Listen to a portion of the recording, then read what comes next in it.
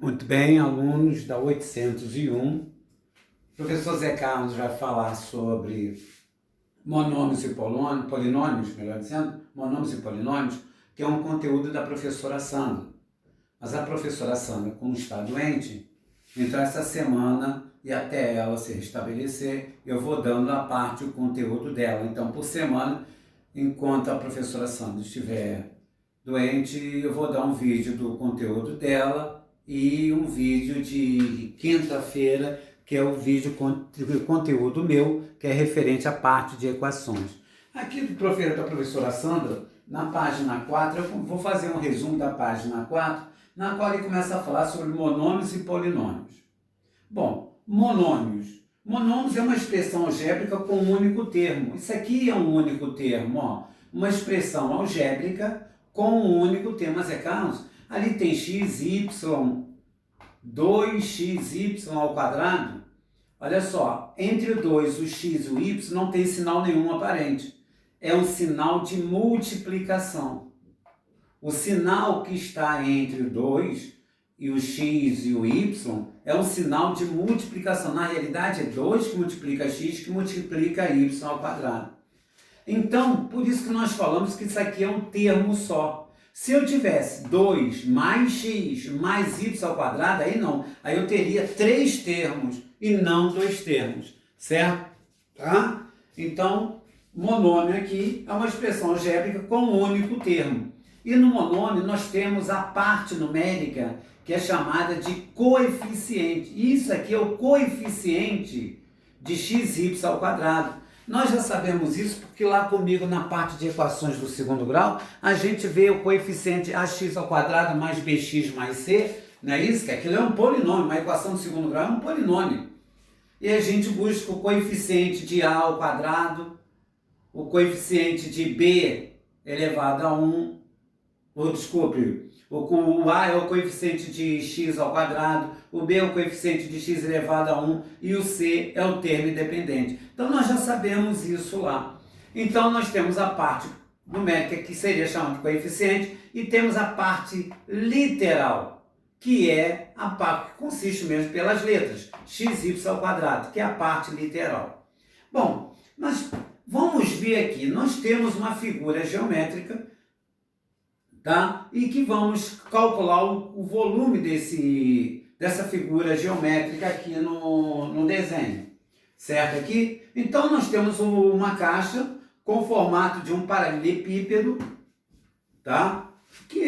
Um formato de um paralelepípedo e nós vamos calcular o volume desse paralelepípedo.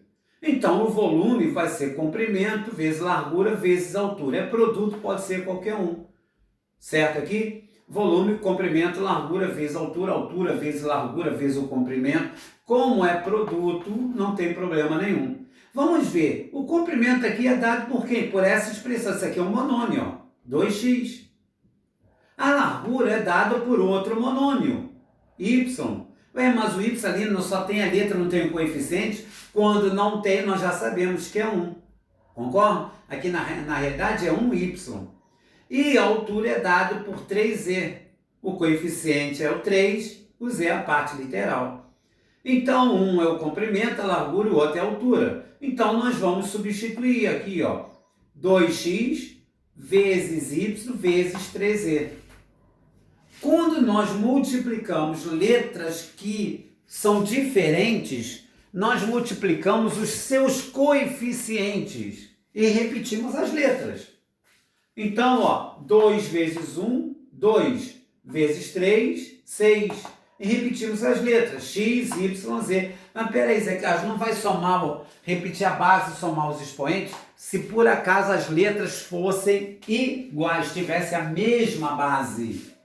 Mas as bases são diferentes, x, y, z. Então, multipliquei 2 vezes 1, 2 vezes 3, 6. Repito, x, y, z. Então, repare que isso aqui é um monômio. Isso aqui é a expressão que me dá o volume desse paralelepípedo aqui. Certo aqui? Olha a expressão. Se ele pede, dada a figura geométrica, calcule o seu volume. E ache a expressão que dá o seu volume. Olha a expressão aqui. 6xyz. onde 6 é o coeficiente, x, y, z é a parte literal.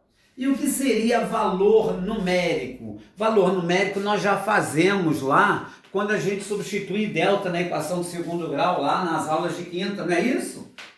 Quando eu coloco lá a equação com o valor de A, com o valor de B e o valor de C, e depois você vai substituir em delta B ao quadrado menos 4AC. Quando você substitui uma letra por um número, lembra que eu mando sempre colocar dentro de parênteses, você está fazendo o quê? Substituindo um valor numérico. Então o valor numérico é quando ele vai te dar o valor de x, vai te dar o valor de y, vai te dar o valor de z. Então olha o valor numérico aqui, as dimensões são, olha só, ele diz que x vale 20, x vale 20, y vale 20 também, e z vale 11.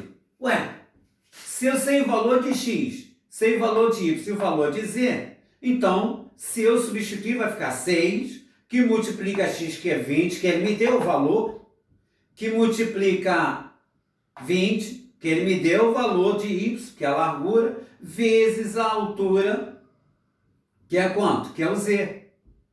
Vezes 11, que é o z aqui, que está aqui.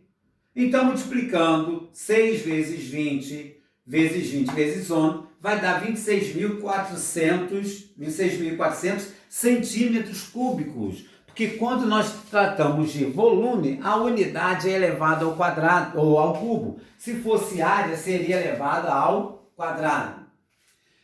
Aí, ainda estou fazendo o resumo aqui da página, tá?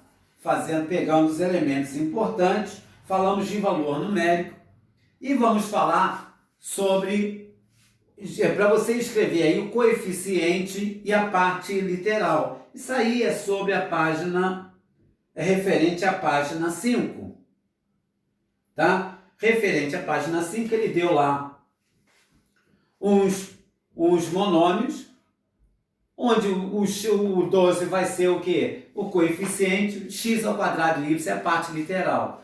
Aqui não tem nada no coeficiente, aqui é 1. Então o coeficiente é 1 sobre 2, é 1 meio. E a parte literal x ao quadrado y.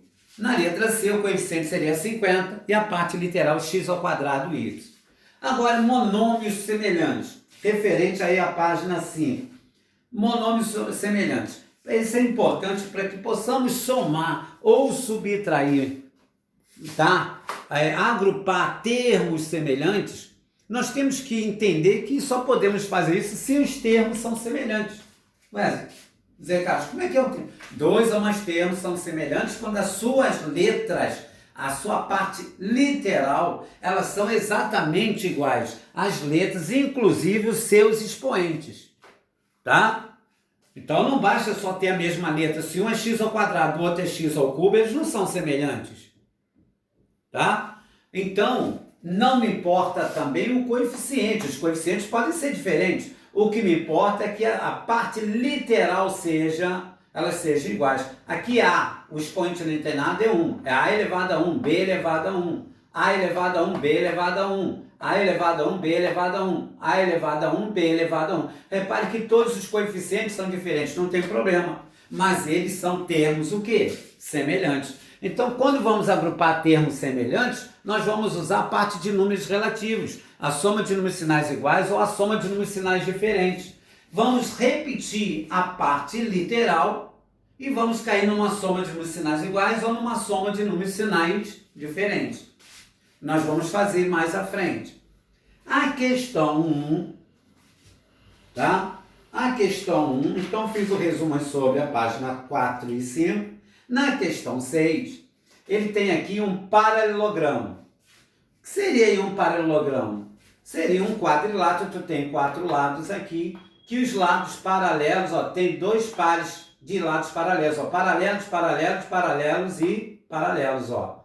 O que são retas paralelas? Que tem sempre a mesma distância as separando. Certo aqui? Então, isso aqui seria um chamado um paralelogramo. Tá? Tem, ó, esse lado é paralelo a esse. E esse lado é paralelo a esse aqui. Ele quer o perímetro. Agora vamos prestar atenção aqui. Se aqui mede 5A, aqui também mede 5A. Concorda? Porque esses lados paralelos são iguais. são côngruos, congruência, igualdade. Se aqui a base mede 3b, aqui também mede 3b. Se eu quero o perímetro desse paralelogramo, eu posso somar. Boto aqui 3b, coloco aqui 5a e saio somando. Então eu posso colocar 2 vezes 5a, porque aqui é 5a, aqui é 5a, não é isso? É 2 vezes o 5a mais 2 vezes o 3b. Então vou multiplicar 2 vezes 5, 10a, mais 2 vezes 3, 6b. Então a expressão que me dá o perímetro, soma dos lados deste paralelogramo é 10a mais 6b. Ah, Zé Carlos, eu posso somar? Não, porque eles não são semelhantes. Olha a noção de semelhança aqui em cima que eu falei. Aqui a letra é A e aqui a letra é B. Então, se eles não são semelhantes, a gente tem que repetir. Agora ele pede a área do paralelogramo. A área do paralelogramo é a mesma do retângulo, é base vezes altura. Porque se eu pegar esse triângulo, tirar daqui e colocar aqui, ó, eu vou ficar com o retângulo. Se eu pegar isso aqui, esse pedaço, e colocar aqui, eu vou ficar exatamente com o retângulo, que é base vezes altura.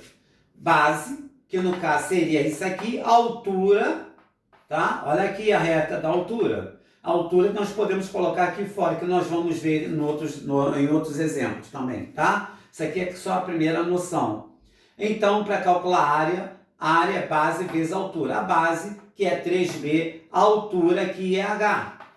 Concorda? Então, vai ficar 3 vezes 1, 3. Repita as letras, que aqui é b, aqui é h. Então, a área é dada por 3bh. Ah, Zé Carlos, mas e os números? Se ele quiser, ele vai dar o valor numérico para B e vai dar o valor numérico para H, como nós já fizemos aqui anteriormente.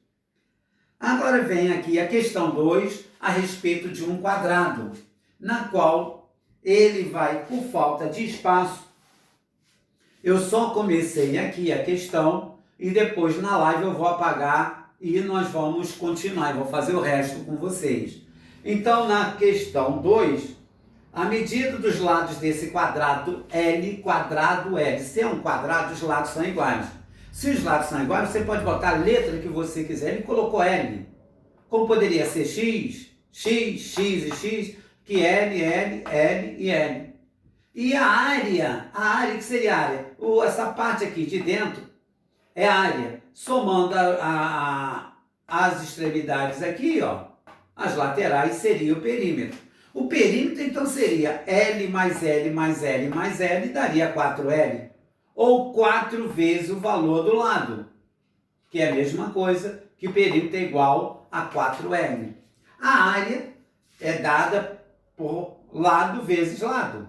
Ou base vezes altura, mesma coisa. Concorda? Então, lado, base vezes altura, que é a base aqui é L, a altura é L. L vezes L dá L ao quadrado. Aqui sim, você tem letra, um produto de letras de mesma base. Se eu fosse somar, se fosse L mais L, daria 2L. Mas eu estou multiplicando. Multiplico os coeficientes, aqui é 1, aqui é 1. 1 vezes 1 vai dar 1. E como as bases são iguais, repita a base, somos expoentes. Expoente 1 vai dar L ao quadrado.